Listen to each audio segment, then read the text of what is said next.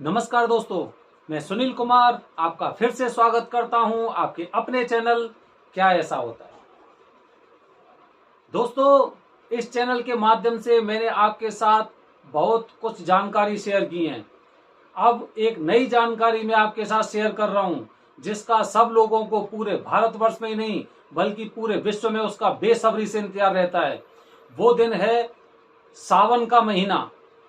सभी लोगों के मन में बस यही ख्याल रहता है सावन का महीना कब शुरू होगा, क्योंकि सावन का महीना इतना पवित्र है कि उसकी महिमा का गुणगान हम जैसे लोग तो कर ही नहीं सकते।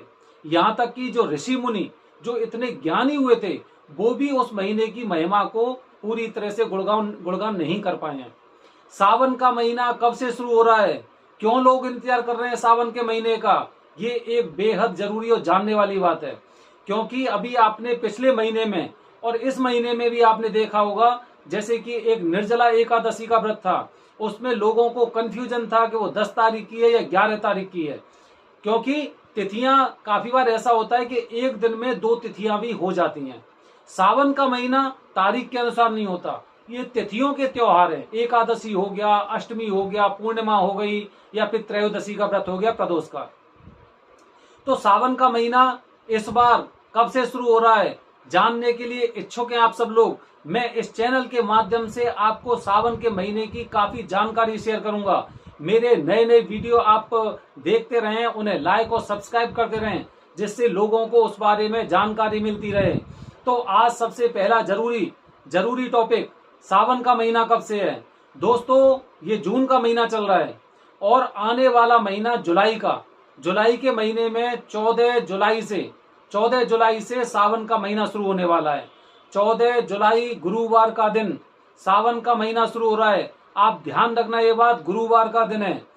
और उसके बाद ही सावन का सोमवार शुरू होगा। तो सावन का महीना जब शुरू होता है तो शुरुआत से ही लोग भगवान भोलेनाथ की पूजा में लग जाते हैं। सावन के महीने का इतना महत्व है कि अगर हमें कोई भी भगवान से प्रार्थना करनी है, अपने भविष्य के बारे में कोई प्रार्थना करनी है, अपनी मनोकामना सिद्ध करनी है, या कोई भी कार्य हो गया, उसके लिए हम सब लोग बड़ा बेसब्री से इंतजार करते हैं। पूजा का विशेष महत्व है, इसीलिए आपने देखा होगा कि सावन के महीने में कभी भी कोई शादी नहीं होती। शादी समारोह कभी सावन के महीने में नहीं होता है। भोलेनाथ का प्रिय है सावन का महीना, जो भोलेनाथ को अति प्रिय है, जिसे कहते हैं ना बहुत ज्यादा प्रिय है। आप इस सावन के महीने से पहले जब आपको पता चल गया कि 14 जुलाई से सावन का महीना शुरू होने वाला है, तो आप पहले से ही अपनी इच्छा के लिए एक लक्ष्य निर्धारित करें। मैं आपको कुछ जरूरी जानकारी दे रहा हूं, उसको आप समझें और उस पर अमल करें। आपकी मनोकामना 100% पूरी होगी। ये हमारे जांची और परखी हुई चीज है कि अगर सावन के महीने में आप किसी चीज की मन्नत करते हैं तो आप उस मन्नत को जो 30 दिन का टाइम होता है, या कभी 29 का होता है, कभी 31 का हो जाता है, क्योंकि जो महीना होगा सावन का वो तिथि के अनुसार होगा। हो सकता है कोई सी तिथि एक दिन में 2 पड़ जाती है, बहुत सी बार ऐसा होता है कि एक तिथि 2 दिन पड़ती है, आज भी एकादशी कल भी एकादशी, ऐसे करके होता है। तो अपने मन में एक लक्ष्य निर्धारित करें। लक्ष्य कैसा हो, जैसे कि अगर आपको रोजगार से संबंधित कोई समस्या चल रही है, या फिर आपकी किसी बेटी का विवाह नहीं हो पा रहा है, या फिर आपके घर में सुख शांति नहीं रहती है, कुछ भी चीज हो, आपके परिवार में कलह चल रही है, कोई भी एक उद्देश्य लेके और आप इस पूजा को शुरू कर सकते हैं। आपको क्या करना है इसमें, आपको जो सावन का महीना जिस दिन शुरू होगा उसी दिन से आपको कोई एक नियम बनाना है। और इस नियम के अनुसार, जैसे मैंने अपने पिछली वीडियो में बताया था, भगवान भोलेनाथ जी का प्रिय महीना, और भगवान भोलेनाथ जी किससे खुश होते हैं, द्वारा मैं रिपीट कर रहा हूं अपने उसी मंत्र को। चार चार जो फूल धतूरे के, बेल के पात और पानी चढ़ावे, गाल बजाए के बोल जो हर हर महादेव धुनि जोर लगावे, तिनई महाफल दे सदाशिव, सहजई मुक्ति भुक्त सो पावे, बड़ भागी नर नार सोए जो सांव सदाशिव कौन ध्यावे। दोस्तों, फूल धतूरे के, बेल के पात और पानी, आपको क्या करना है, कुछ ज्यादा नहीं लेना है, बाजार से कुछ भी नहीं लेना है आपको, आपका एक पैसा खर्च नहीं होगा, केवल आपको समय देना है भक्ति के लिए। भक्ति में जब आप समय देंगे, आप एक समय आप निर्धारित कर लें कि भाई मैं शाम को भोलेनाथ जी के मंदिर जाऊंगा, शाम को मैं भोलेनाथ जी के मंदिर जाकर और वहां पर मुझे बेलपत्र चढ़ाने हैं, वहां पर मुझे धतूरे के फूल चढ़ाने हैं। आपको और कुछ ज्यादा कुछ नहीं करना है, बस केवल ये। और वहां पर जाकर आप, अगर आपको कोई मंत्र याद नहीं है तो आप कोई जैसे शिव चालीसा होता है, शिव चालीसा का पाठ भी कर सकते हैं।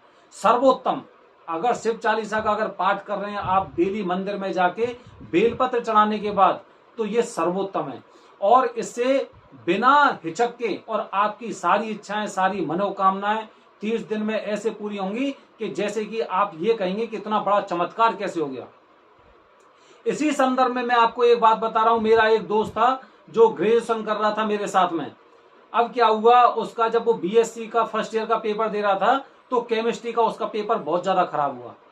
अब बहुत ज्यादा खराब हुआ तो उसने मुझसे पूछा कि सुनील भाई, मेरा केमिस्ट्री का पेपर बहुत खराब हो गया है, और तो सारे मेरे पेपर बहुत अच्छे हुए हैं, लेकिन ये वाला पेपर मेरा बहुत खराब हो गया है, कहीं मेरी बैक ना आ जाए, कहीं कुछ मैं फेल ना हो जाऊं, मेरा कैरियर खराब हो जाएगा, मेरी एजुकेशन खराब हो जाएगी। तो मैंने कहा जो हो गया है वो होने दो, कोई बात नहीं, हो गया है। अब आपको क्या करना है, सावन का महीना आने वाला है और आप 30 दिन मंदिर जाकर और वहां पर बाबा के ऊपर बेलपत्र चढ़ाएं, उन पे जल अर्पित करें, और उसके बाद देखना आप चमत्कार। दोस्तों, आपको विश्वास नहीं होगा, मेरा दोस्त, मुझे पता है, और आपको विश्वास करना होगा इन बातों पे कि जब रिजल्ट आया था तो सारी सब्जेक्ट जो केमिस्ट्री में जो उसकी 2 या 3 सब्जेक्ट थी, 3 थी, 3 सब्जेक्ट, तीनों केमिस्ट्री में से उसके उसी केमिस्ट्री में सबसे ज्यादा मार्क्स आए थे। सोचिए, एक उद्देश्य के लिए उसने बाबा से प्रार्थना की और बाबा ने उसे मनवांछित फल दिया। तो दोस्तों, ऐसे न जाने कितने उदाहरण हैं। आपने बैजू की कहानी सुनी होगी, जो बैजू थे, जो बैद्यनाथ ज्योतिर्लिंग में जिनकी कहानी सुनी होगी, मैं अपने आने वाली वीडियो में आपको बताऊंगा। सावन के महीने से पहले ही मैं आपके साथ एक वीडियो शेयर करूंगा, उसके अनुसार बताऊंगा। तो न जाने कितने ऐसे लोग थे जिन्होंने अपनी मनोकामना सिद्ध की है, केवल बाबा की पूजा करके। बिल्कुल खर्चा नहीं है, आपको किसी तरह का कोई भोग लगाने की जरूरत नहीं है, क्योंकि बाबा तो बाबा हैं। जैसे घर में हमारे बाबा होते हैं, दादा होते हैं, वो क्या करते हैं, उन्हें अपने बच्चे ना बहुत प्यारे लगते हैं। खासकर जो उनके नाती होते हैं, उनके पंती होते हैं, वो बहुत अच्छे लगते हैं, बहुत प्यारे लगते हैं, इसीलिए हम उन्हें बाबा बोलते हैं। पृथ्वी पर बाबा का नाम, बाबा का शब्द भोलेनाथ से ही आया है, क्योंकि वो बहुत जल्दी खुश हो जाते हैं। तो बाबा की अगर आप सावन के महीने में पूजा कर रहे हैं, विधिवत पूजा कर रहे हैं, आपने एक नियम बना लिया है कि मुझे मंदिर जाना है, मंदिर में बेलपत्र चढ़ाने हैं, जल अर्पित करने हैं, और उसके बाद उनके सामने या तो आप पंचाक्षर मंत्र बोल सकते हैं, षडाक्षरी मंत्र बोल सकते हैं, या फिर शिव चालीसा का पाठ कर सकते हैं, और भी काफी मंत्र हैं। उनका मंत्रोच्चारण आप शिवलिंग के सामने कीजिए और फिर देखिए चमत्कार। क्योंकि सावन का महीना है और सावन बाबा को इतना प्रिय है, इतना प्रिय है। आप मेरी वीडियो के माध्यम से और विश्वास करके आप अपनी मनोकामना सिद्धि के लिए, और आप इस बार सावन के महीने में जिस तरह से मैंने आपको चीजें बताई हैं उस तरह से आप करके देखिए और फिर देखिए चमत्कार। आप ये कहेंगे कि सुनील जी, आपने जो वीडियो शेयर की है उससे मेरी काया पलट हो गई, मेरी जिंदगी बदल गई। सावन का महीना बाबा को बहुत ज्यादा प्रिय है, और वो प्रिय है तो जब वो बाबा खुश होते हैं तो सभी के लिए अच्छी अच्छी वरदान देते हैं, उनकी मनोकामना की पूर्ति करते हैं। तो दोस्तों, ऐसे ही नहीं, देश में विदेश में न जाने कितने लोग ऐसे होंगे। इस पृथ्वी पर सबसे ज्यादा पूजा करने वाले जो लोग हैं वो बाबा की पूजा करते हैं, भोलेनाथ जी की पूजा करते हैं। तो अगर आपको अपनी मनोकामना की सिद्धि चाहिए तो 14 जुलाई दिन गुरुवार से सावन का महीना शुरू हो रहा है। सावन के महीने में आप अपनी मनोकामना सिद्धि के लिए बाबा को इस तरह प्रसन्न कर सकते हैं। दोस्तों, तो ध्यान रखना, सावन का महीना कब से है? 14 जुलाई गुरुवार। दोस्तों, आगे अपनी वीडियो के माध्यम से मैं सावन के बारे में, भोलेनाथ जी के बारे में काफी चीजें आपके साथ शेयर करूंगा। आप हमारी वीडियो से लगे रहें, जुड़े रहें, हमारे चैनल को सब्सक्राइब करें और लोगों तक शेयर करते रहें, जिससे लोग अपनी अपनी इच्छाएं, अपनी अपनी मनोकामनाएं इस सावन के महीने में पूरी कर सकें। धन्यवाद दोस्तों। जय हिंद, जय भारत, हर हर महादेव।